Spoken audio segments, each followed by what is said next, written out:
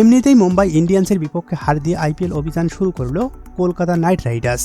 Batting ভালো করলেও বোলারদের ব্যর্থতায় ম্যাচ হাতছাড়া হয় কেকেআরের। সেভাবে কোনো লড়াই দিতে পারেননি কলকাতার কোনো বোলার। হারের ক্ষতের মধ্যে আরও একটি চিন্তা বাড়ল কলকাতার টিম ম্যানেজমেন্টের, আর তা হল অধিনায়ক আজিঙ্কে রাহানের চোট। রবিবার চলমান আইপিএলে মুম্বাই ইন্ডিয়ান্সের বিপক্ষে ম্যাচে বড় ধাক্কা খায় কলকাতা নাইট রাইডার্স।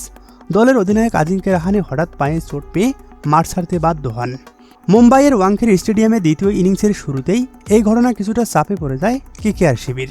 মুম্বাইয়ের ইনিংস চলাকালীন পঞ্চম ওভার শুরুর আগেই রাহানে আচমকা পা ধরে বসেন।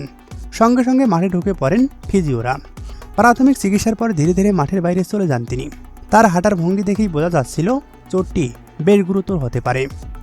রাহানে মাঠের বাইরে চলে যাওয়ার পর তার দায়িত্ব সামলান সহ অধিনায়ক রিঙ্কু সিং। তিনি সাময়িকভাবে নেতৃত্বের দায়িত্ব নেন এবং দলকে গুছিয়ে রাখার চেষ্টা করেন। এই পরিস্থিতিতে দলের অন্য ক্রিকেটারদেরও আরও দায়িত্ব নিতে হয়, কিন্তু তা ঠিকভাবে হয়নি, যার ফলে হারতে হয় প্রথম ম্যাচটি। এর আগে অবশ্য ব্যাট হাতে দুর্দান্ত পারফর্ম করেছিলেন আজিঙ্কে রাহানে। তিনি করেন 40 বলে 66 রানের ঝলমলে এক ইনিংস, যেখানে ছিল একাধিক 4 ও ছক্কা। তার ইনিংসের ওপর ভর করে কলকাতা 20 ওভারে 4 উইকেটে তোলে 220 রান।